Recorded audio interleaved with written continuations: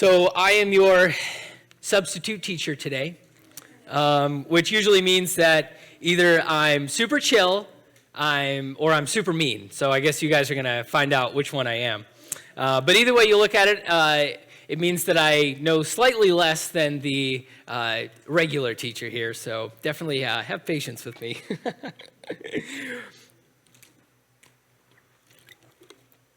But I got a lot to go through this morning, so I'm going to go at a pretty quick pace, so keep up with me. If you lose focus for up to 15 seconds, you will be completely lost for the rest of the sermon. So make sure you stay focused on this. But just really want to show you guys what God has been showing me, and I think that's really what this is about for me. Why I love getting up here and preaching these sermons and just expressing this stuff to you, because like God shows me things in the Bible and the Word, and it's just so cool. I just can't forget about it. And so being able to put it in a sermon and share it with you guys is super fulfilling, and I'm super glad I'm able to do it. But we're going to look at Proverbs chapter 9, and we're going to be talking about wisdom today. Now, Dave will be preaching next week, and then I'll be preaching the week after that. And we're going to do kind of like a little 3-part series on wisdom. So remember what you learned today. It's going to apply to next week's sermon as well. Feel free to take notes or sometimes pictures. So, we'll have a lot of the verses and whatnot up on the slide. So feel free to just pop your phone up there. I'll give a little smile and you can take a picture. But let's open our Bibles to Proverbs chapter 9. This is where we're going to start. Jared, if you want to throw that first slide up there. Proverbs chapter 9, we're going to start in verse 1. That's tiny. Wisdom has built her house. She has carved its 7 columns. She has prepared a great banquet, mixed the wines and set the table. She has sent her servants to invite everyone to come. She calls out to the heights overlooking the city. Come in with me, she urges the simple, to those who lack good judgment. She says, come eat my food and drink the wine I have mixed. Leave your simple ways behind and begin to live. Learn to use good judgment. Anyone who rebukes a mocker will get an insult in return. Anyone who corrects the wicked will get hurt. So don't bother correcting mockers, they will only hate you. But correct the wise, and they will love you. Instruct the wise, and they will be even wiser. Teach the righteous, and they will learn even more.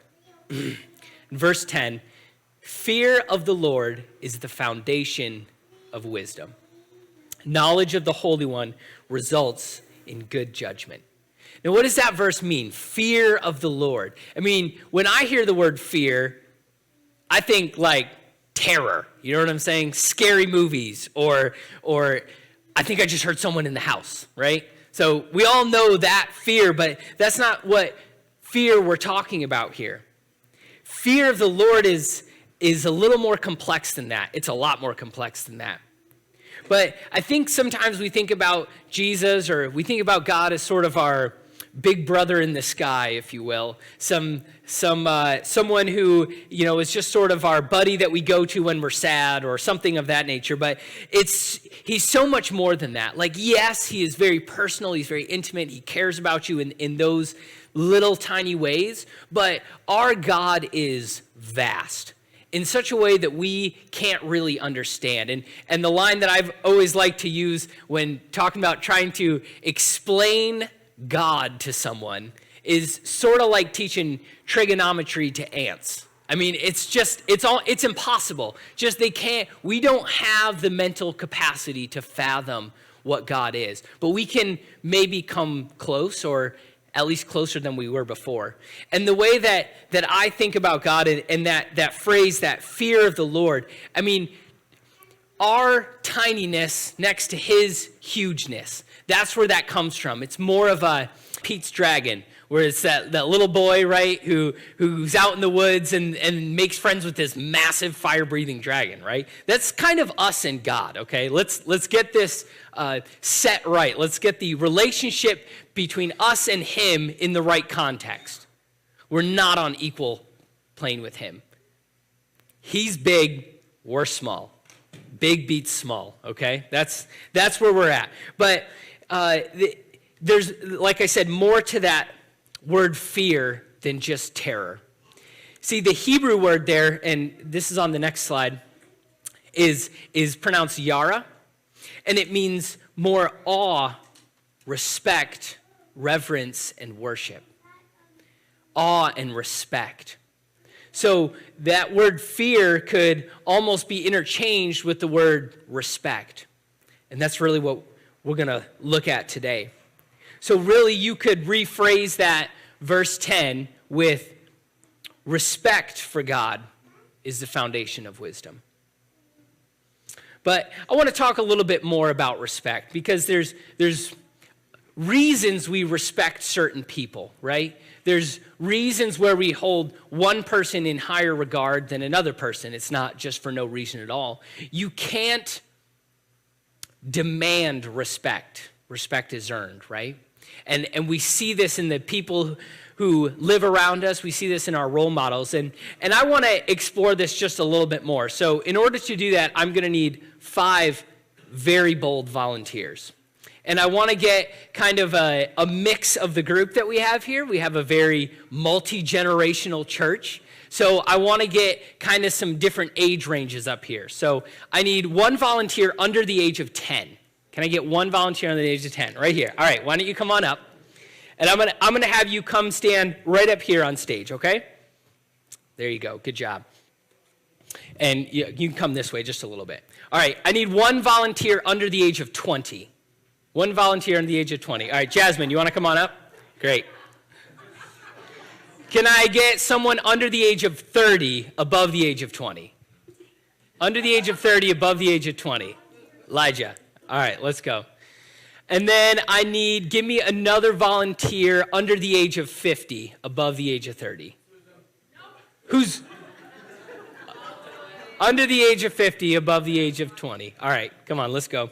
And then 1 person who is willing to admit and also would be willing to come up here over the age of 50, please. 1 over the age of 50. Eileen, come on up.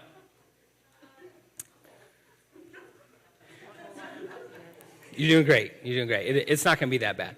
So what I'm going to do, and like I said, I'd like a little bit of a expanded view in your mind on the word respect, and I'm going to help you through it. So Jared's going to keep up with us as best he can with our makeshift whiteboard, because I didn't have one. But we're going to start over here. I don't know your name. What's your name? Arabella. Arabella, can you say that in the microphone? Arabella. All right, Arabella. So can you tell me, do you know what the word respect means? It means to listen and don't do wrong. That's pretty good. So who do you respect? God. You respect God? Is there anyone in this room that you respect? My parents. And why do you respect them? Because they're in charge of me and I should listen to them. Yeah. Is there anything maybe that they do that you say wow, I think that's pretty cool that they do that? And it makes you respect them. They feed me and get me nice clothes. They feed you and get you nice clothes. That's a good reason. That's actually a really good reason. Sounds like you have good parents. Great job. So, Jared, if you want to go ahead and put up there, feed me, I think that would be great. And we'll jump right to Jasmine. All right, Jasmine, is there anyone in this world that you respect? Anyone who's older than me. Anyone someone specifically? My family. Your family? Is there any person in your family specifically that you respect? Mom and Dad and Jared and Ashley. Okay. Well, let's go with Jared. Why do you respect Jared? 'Cause he's a good role model. He's a good role. What is there anything specifically that makes him a good role model? Is there something that he does on a consistent basis? He's a really good gamer. He's a good gamer. All right. That's a good one. That's a good one. So Jared, go ahead and put up their abilities. Because Jared's got some pretty unique gaming abilities. I've seen him play. He's pretty good. So we'll go ahead and put up their abilities. That's a good one. Elijah, who do you respect? I respect my parents. You respect your parents. Wow, a A lot of kids respect. Good job, parents. Which one?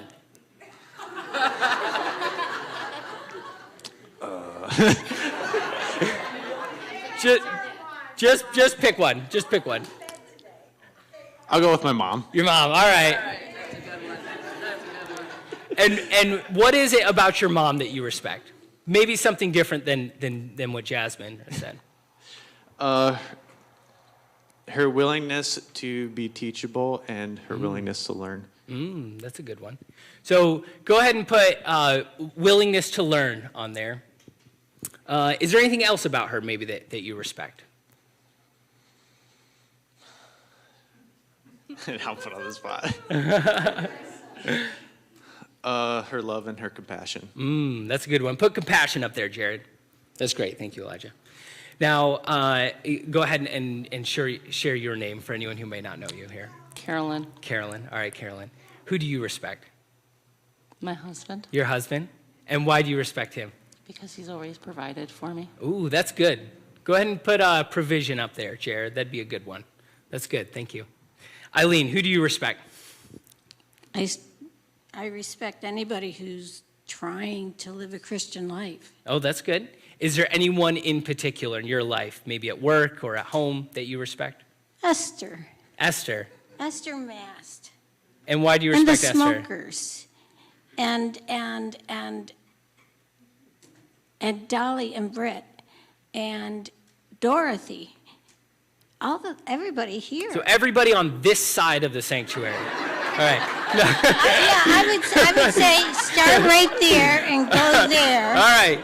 and then about here and no, actually So if everybody. Eileen's having a party, you are invited, you are not. I'm just kidding. I'm just kidding. We know. We love you. So And it's a struggle, so it's not like anybody who's necessarily always successful. right. It's those who are trying.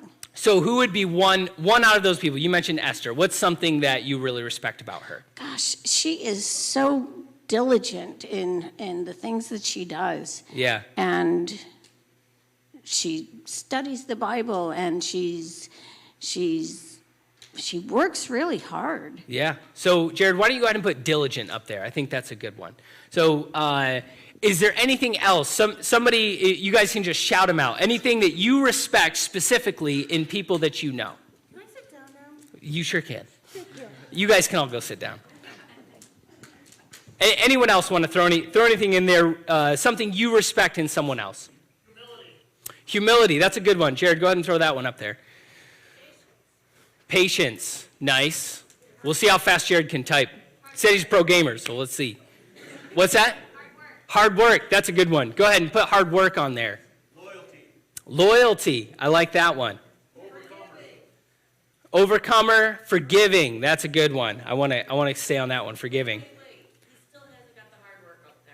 Well, it takes a little while for all this to sink and everything, so that's fine. It'll get up there as I keep going, but I think we've got a pretty good list there.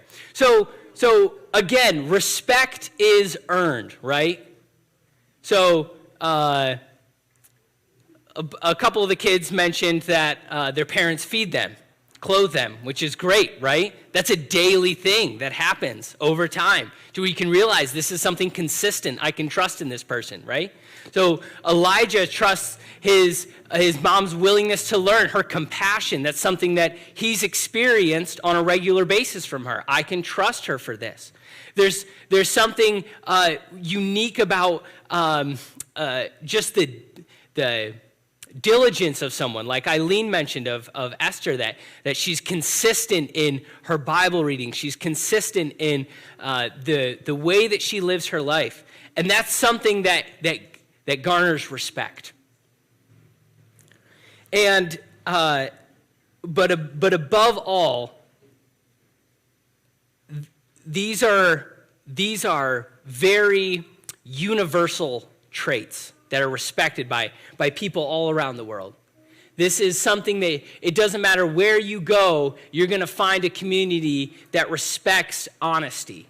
You're going to find a community that respects hard work. You're going to find a community that respects people who are loyal. Nowhere out there is there a thriving society that honors backstabbers. They don't last very long. So what I think is very unique about this, that we see this in other people, that we appreciate this in other people, is it fair to say that we can attribute each of these to our God? That he feeds us. His abilities are beyond what we can compare. He has immense compassion for each one of us. His provision in our lives is something we see every single day. He's diligent in the way that he pursues us, in the way that he comes after us and wants to spend time with us. He's constantly knocking on the door of our hearts. We can continue to go down this list. He's an incredibly humble God. For all the power that he holds, he's pretty meek about it. He's very patient with us, and he'll never leave us. His loyalty is beyond compare. Is it possible to think that maybe the reason that we respect these traits in other people is perhaps because we're made in the image of God, and those are the things he respects? Is it crazy enough to think that maybe we were made to respect these things because it's what he is? We were made to worship him.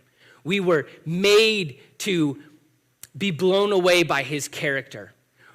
The things that we crave, the things that we want, the things that we respect and that wow us is everything that God is.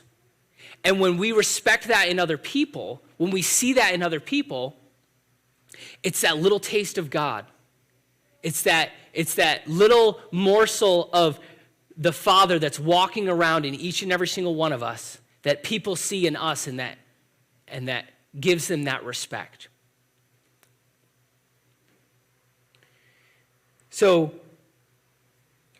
I think it's easy to say that we probably do respect God because we see all these things in him and we're blown away by it. But what's more is, let's say someone you respect. So anyone that was up here, I'll take my friend Elijah, for example, and he said that he respects his mom, which is great. If his mom asks him to do something, is he going to do it? Joanne? Most of the time. Great. And the reason is because he respects her. Now, if he didn't respect her, he's not going to do what she's going to say. We've all seen kids like that, right? But it's that way with God as well. If we respect God, we're going to do what he says. See, people who respect God adhere to his expectations. And what are God's expectations? Well, we know it as the law that he's given us in the Bible. The concepts that he's written down. Here's what you're supposed to do. Here's what you should do. Here's what you shouldn't do. Therefore, we could say the beginning of wisdom is following God's law. And what is following God's law but righteousness? So righteousness is wisdom. That was a lot. That was one of those 15 minutes that I was talking about. If you lost me for those 15 seconds, you're going to be lost for the rest of the service. So I'm going to go through that again. Fear of the Lord is respect for him. You show your respect by obeying him. Someone who regularly obeys God's law is a righteous person. And what we're going to find out is that people who do the righteous thing will find out that it's the wise thing. And so the title of my sermon this morning is Wisdom for his glory and your benefit. The wise thing to do is always going to be the right thing to do. The right thing to do is always going to be the wise thing to do. So we're going to unpack that a little bit, starting with James chapter 3, verse 17. But the wisdom from above is first of all pure. It is also peace-loving, gentle at all times, and willing to yield to others. It is full of mercy and the good fruit of good deeds. I'm going to read that one again. Wisdom is full of mercy and the fruit of good deeds. It shows no favoritism and is always sincere. And those who are peacemakers will plant seeds of peace and reap a harvest of righteousness. Now, if we really think about wise people or wisdom as a definition, it's a lot of that: planting and reaping, investing and receiving a return, putting in and knowing what you're going to get out. That's wisdom. I mean, if you meet a wise investor, right, he knows where to put his money so that in 10 years he can pull it out with a return. If you meet a wise builder, he knows how to build a house so it's not going to fall down. If you meet a wise parent, you know that they understand what thing they're putting into their child so that down the road it will serve them well, and they understand what they're going to get out as a return. So Webster's definition of wisdom, and I've got that here today as well for you on the screen. Webster's definition of wisdom is the right use or exercise of knowledge. The choice of laudable, and I put in commendable for anyone who doesn't know what laudable means, the choice of laudable ends and the best means to accomplish them. So the wise way to go is the way that's, I know what I want my end result to be, and I know what I have to put in to get that. And not only that, but I know the shortest way there. That's wisdom. And to help you kind of understand how this all ties together, wisdom as righteousness, righteousness as wisdom, and wisdom being the best way to live your life, essentially. The most thought out route, the most intuitive direction to go is the wise way to go. So where do we find wisdom? Where do we find righteousness? Well, we go to the Bible. And I want to take you to probably the best set of wise verses that we have, and we commonly refer to them as the Ten Commandments. So if you want, I'm going to read from Deuteronomy chapter 5, and I don't have this one up on the screen. I'm going to go through pretty quickly, but Deuteronomy chapter 5 talks about the Ten Commandments, and also a sermon, I guess, if you will, from God after that. But we're going to stick right now to the Ten Commandments. And I'm actually going to work backwards through them and just hit on a few. But let's look at this just in this light of wisdom and what is wisdom. Verse 21, you must not covet your neighbor's wife. You must not covet your neighbor's house or land, male or female servant, ox or donkey, or anything else that belongs to your neighbor. Why? Because if you're not content with what you have, you're going to live a miserable life. Okay? This isn't God just exacting his will on us and saying, do this or else. There's a reason for it. If you do this, you're going to be happier. If you do this, you're going to have better relationships with your neighbors. Let's look at another one. Verse 20, you must not testify falsely against your neighbor. Pretty much don't lie. Why not? Because if you lie, you're probably going to have to tell another lie to cover that up. And then you're going to have to tell another lie to cover that up. And once again, you're going to build a bunch of really bad relationships. You can't be lying to the people around you. You can't be telling stories for no reason. 19, you must not steal. I don't really think I need to explain that one. That's not a good idea, especially in the society that we've built today. If you steal, Alyssa's going to come find you. She's going to put you in the back of her car. She's going to take you downtown. So don't steal, right? It makes a lot of sense. Number 17, or verse 16. Honor your father and mother, as the Lord your God commanded you. Why? Then you will live a long, full life in the land the Lord your God is giving you. Honor your father and mother. Kids, you want to live a long time? Honor your father and mother. That's a good start. Why? Because, first of all, these people are going to be with you for quite a long time, all right? For a lot of you, most of your life, all right? And in order to have a good relationship with them, it starts with honor. And it also sets a precedent in your heart for how to treat authority, how to treat the people God's put in front of you. You kids listening to this? This part's for you. Or maybe you're not kids. I don't know. My dad's almost 70 and his dad's still here, so. You're going to be with him for a while. But you see where I'm going with all this. All these commandments, they're for your good. It's not like follow these and then you can be a part of our club. It's not do these things because I'm God and I'm powerful and I told you to do it. That's part of it. But it's for your good, okay? It's for your benefit to do these things. See, the ultimate thing here is that righteousness brings reward. Jared, go ahead and throw up Deuteronomy chapter 5, verse 33. 5, verse 33. And it says, stay on the path. This is further down in the chapter, and it kind of sums up everything that was said before. Stay on the path that the Lord your God has commanded you to follow.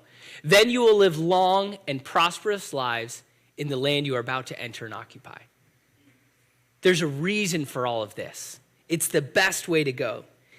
And this is spelled out in extreme detail throughout the rest of the Bible, especially in the book of Proverbs, which is where our original text is from. But we're going to go to the next chapter, Proverbs chapter 10.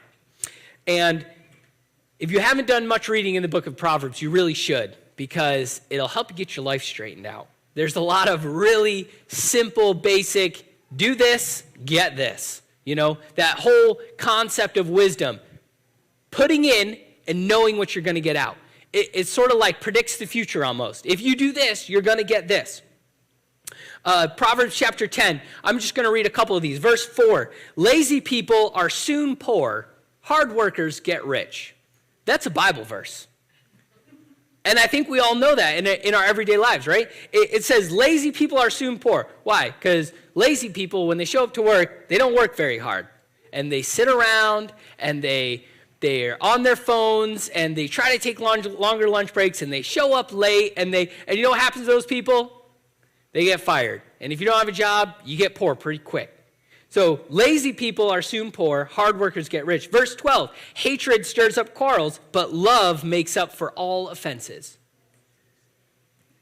Verse 17, people who accept discipline are on the pathway to life, but those who ignore correction will go astray. If you are your only mentor, if you are your only coach, you're going to be misled. You're not going to see the world from every angle that you could. You need to have people in your life that are there to say, hey, dude, you got to stop doing that. Or this is a much way of doing things. Or look, I found out this cool thing. It's worked great for me. Maybe it'll work great for you. Those are the kind of people that get somewhere in life. They're not constantly spinning their wheels and frustrated and you know what I'm saying. Verse 26, lazy people irritate their employers like vinegar to the teeth or smoke in the eyes. I'm not looking that way. No, I'm just kidding. I'm just kidding. But it goes back to that verse 4, okay? That if the Bible says to not be lazy, maybe you shouldn't be lazy. And then maybe you'll find out later on, oh, there's a reason for that. Because if I'm that way, I'm not really going to get anywhere. I'm going to be miserable. I'm always be wondering why I don't have enough for my bills, why I can never go on a vacation, why. And you live this miserable, desperate life when really if you would have just started with what's written in the Bible, you would be living a lot better way. The New Testament has lots of wisdom as well. 1 Peter chapter 3, verse 7. In the same way, you husbands must give honor to your wives. Treat your wife with understanding as you live together. She may be weaker than you are, but she is your equal partner in God's gift of new life. Treat her as you should. Why? So your prayers will not be hindered. Treat her like you should. There's a lot of benefit to treating your wife well, to treating your husband well. Because if you live with someone who you treat badly all the time, they're going to treat you badly, and your life is going to suck. Ephesians chapter 6, 1-3. Children, kids, listen up. Obey your parents because you belong to the Lord, for this is the right thing to do. Honor your father and mother. This is the first commandment with a promise. If you honor your father and mother, things will go well for you, and you will have a long life on the earth. Just reiterating what was said in the Old Testament. But you guys get what I'm saying. There's stuff laid out in the Bible. It's more than just a list of do's and don'ts. I mean, you hear that so often from people who aren't Christians, from the outside looking in. There's just so many rules, there's so many things to follow, and like, where did the Bible even come up with all this stuff, right? The Bible proves its validity by these statements in saying that, like, when the Bible just comes out and says something like do not steal, there's a reason for it. And if you realize in just experiencing things in your everyday life that stealing doesn't get you anywhere, then it proves that the Bible was right. And maybe if that part's right, maybe there's other parts that are right as well. But I think it's safe to say that the condition of your life right now is, for the most part, for the vast majority, the direct result of your choices. The direct result of your choices. Now, yes, in life we have things like fires and floods and famines and that sort of thing, right? But I feel like that's not really going on around here that much, okay? Most of the time, the condition that you're in, whether you're like any of the second half of these verses, whether you're poor, maybe you're given up to a lot of quarrels, maybe you're ignorant and going astray, that's because you didn't start with the right thing. You didn't start with being honest. You didn't start with being hardworking. So what do we call those people? Well, the book of Proverbs has a word for them. It's a little harsh, but it's the Bible, so I'm going to say it. They call them fools. People who think that if they do one thing, they're going to get some sort of outcome, right? It looks like wisdom sometimes, where if I do this, I'm going to get this. But they're the type of people who don't have someone looking over their shoulder giving them a second opinion. They're the people who don't read God's word. And as a result, they do the wrong input, they do the wrong thing, and they get a negative result, and they wonder why. And the Bible talks about these people to a great degree. But the really difficult thing to think about is that if we say that wisdom is righteousness, then a lot of times foolishness is wickedness. And for me, that's really humbling. See, I have a confession to make. Standing up here, screaming at you guys from my pulpit, shaking it and spitting in the front row, telling you guys that these are the right things to do. This is what you should do, but I don't fully follow those myself. And I think that's probably really best explained with a story. And it was when I was trying to get a little bit of help with my sleep apnea. And so I was going to these different doctor's appointments and actually had to spend the night in a facility one time with all these wires and everything hooked up to me. It was quite the long, drawn-out process. But it started with a first visit. And I'm sitting there in this exam room waiting for the doctor forever, like it always is. And he finally comes walking in. And I will say, how do I put this? This gentleman was not in shape. He was a larger man. And he comes in, sits in that chair, and tells me that perhaps the reason I'm having these sleeping issues is because I actually am overweight. Now, that's slightly true. I have a little bit here, you know what I'm saying? This is just in case, the world really turns south and I need a little extra reserve here, you know what I'm saying? I will last a couple weeks longer than Elijah, I guarantee it. But it was really it was interesting to hear this coming out of this man's mouth, that I need to lose weight when he looked like that, okay? That's me this morning, guys. I'm the fat doctor, okay?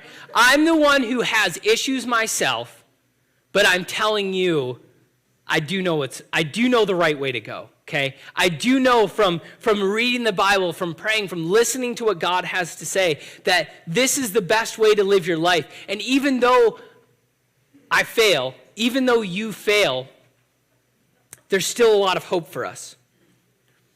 And that hope comes in the form of Jesus. The fact that we try to live our lives the righteous way. We try to live our lives the wise way and get the best outcome that we can. But a lot of times we come up short. We're really bad at being wise. We're fools sometimes. And Jesus came so that we could have a better life beyond this one. That if we accept his forgiveness in our lives for our wickedness, that he would accept us into his eternal home, into heaven. And that's the hope we hold on to. But we still live in this life. As of now, we're still waking up every morning and going to work and meeting with friends and hanging out at home. And the cruel reality is that the result of our choices, the result of our foolish choices, have effect in this life that won't go away. And the wise choices we make have effect in this life that won't go away. And even though we have that hope to look on to, that Jesus has forgiven us, that we are right with God, we still have consequences to deal with here on earth. And that's what the Bible's trying to save you from, as many of those consequences as we can. And if I can get through to you this morning that we really need to live in a way like this, not just for our own good, but for the glory of God. So that people look at our lives and say, wow, that person's different. They care in a different way. They operate in a different way. They're putting in something different than I'm putting in, and their result is so much better. What is that? See, biblical wisdom, following everything laid out for us in these wisdom books like Job and Proverbs and Psalms and Ecclesiastes, is honestly the best evangelistic tool we have at our fingertips in this day and age, in this world, is living that wise life, living that righteous life. But how do we do that? Well, if the fear of the Lord is the beginning of wisdom, if respect for God is the beginning of wisdom, that's where we need to start. You need to start by going to a place in your heart and understanding all those things we put up on that whiteboard about God. He takes care of me. He's loyal to me. He's humble. And immerse yourself in the reality of all those things that God is. And what it's going to do is it's going to make you start to respect him even more than you have before. It's going to put you in a place of awe in front of him. And people who are just awestruck by Jesus, I've met some of those people. I want to be one of those people. They're just completely consumed by this love, by this adoration for their God. They've taken the time to consider everything that he's put into their life, everything that he's invested in them, and the amount of love and care that he has for us. They've done the wise thing. They've done the humble thing. And that's really the bottom of it, is right where we started. Understanding that we are in a relationship with the God of the universe. Someone so big, someone so massive, we cannot even fully comprehend his expansiveness. And we're just human. We're just small. That's your relationship to God. Yes, he's your friend. Yes, he's your brother, but he's your God. And you got to do what he says. It's for your benefit. Worship team, if you guys want to come up. I want to leave you guys with this verse that hopefully will help you out as well. It's James chapter 1, starting in verse 5. If you need wisdom, who needs wisdom? If you need wisdom, ask our generous God, and he will give it to you. He will not rebuke you for asking, but when you ask him, be sure that your faith is in God alone. Do not waver, for a person with divided loyalty is as unsettled as a wave in the sea that is blown and tossed about by the wind. Such people should not expect to receive anything from the Lord. Their loyalty is divided between God and the world, and they are unstable in everything they do. So what does that mean? To ask, but be sure that your faith is in God alone. If you're asking from a mindset of, God, I want to be wise so I can be rich. If you're asking from a standpoint of, God, I want to be wise relationally so that I can have more influence, you're not going to get what you're asking for. You have to humble yourself in front of God, understand your relationship with him, and say, God, I want you to be honored. I want to take the best path I can through life. I want to have influence so that I can bring people to you.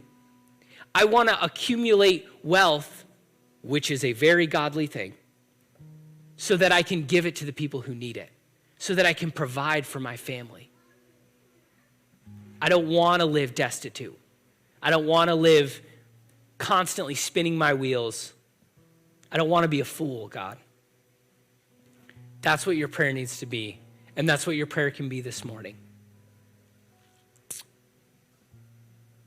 So John's got a lively song to end us out on, which is great because I feel like I just beat you all to death. But we're going to take a minute, and if you just want to play quietly just for 2 or 3 minutes. And I just want to give you guys the opportunity right where you're at in your seats just to pray that prayer to God.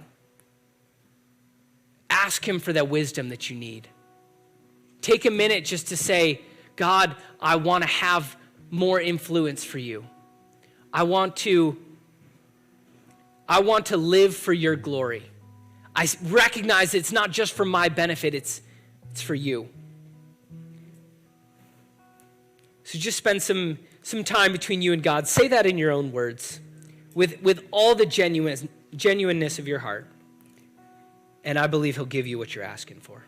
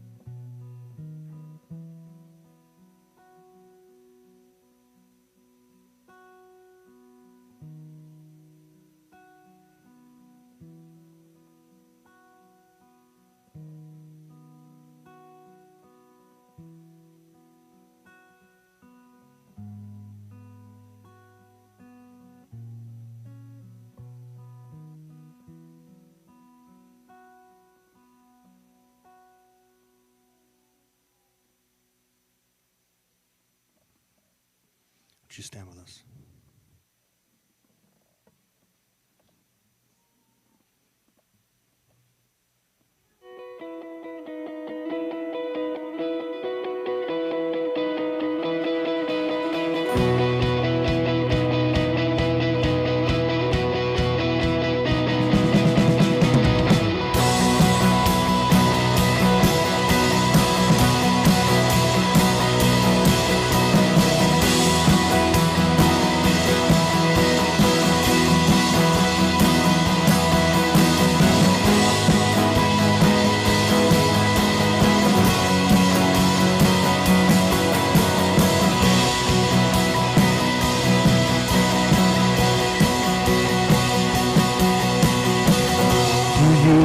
Blind will see, through you the mute will sing, through you the dead will rise, through you all hearts will praise, through you the darkness flees, through you my heart sings, I am free.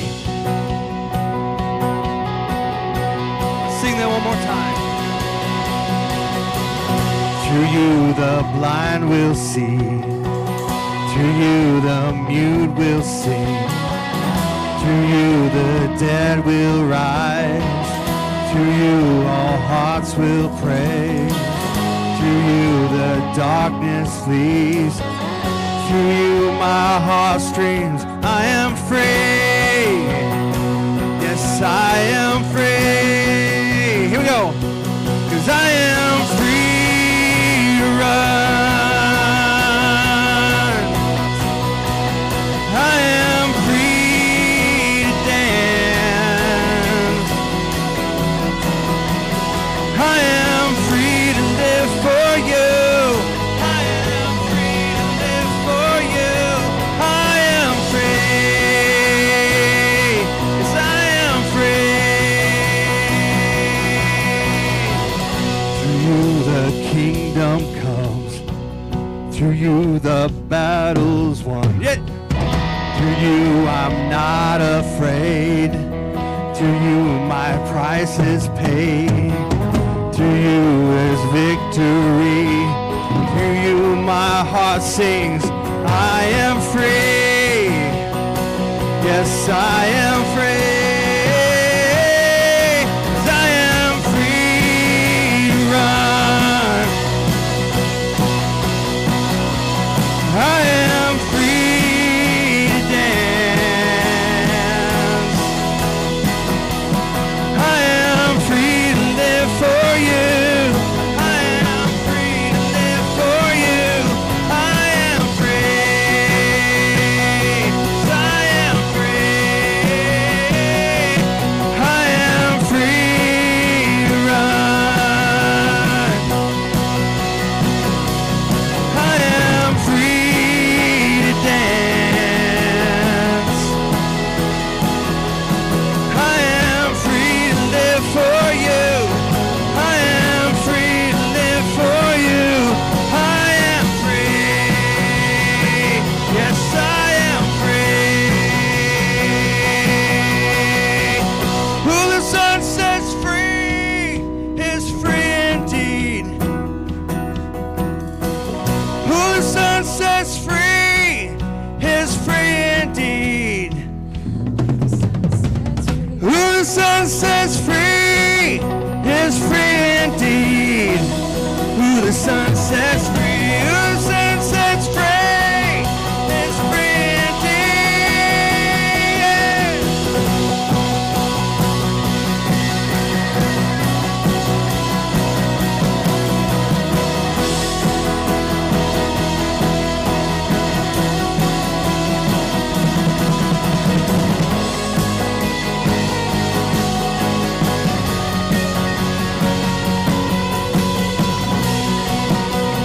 Here we go. Sing it out with me one more time. I'm free to run. I am free to run. Yes, I am free to dance. I am free to live for you. I am free to live for you. I am free. I am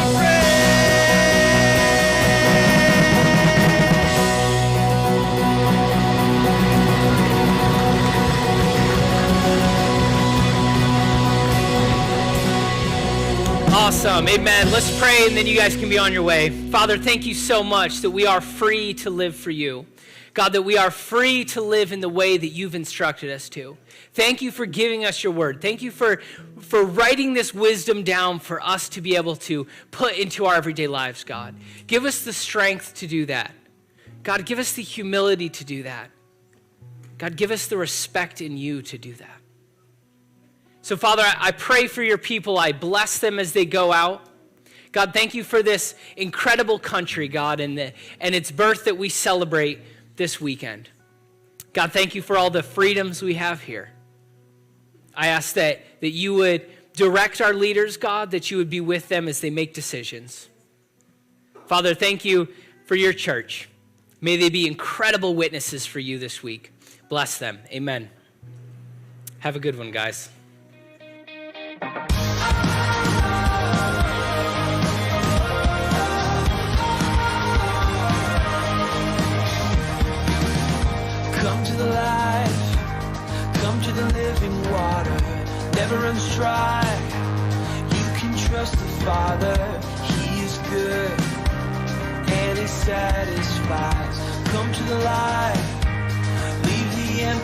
shadow, trade the night.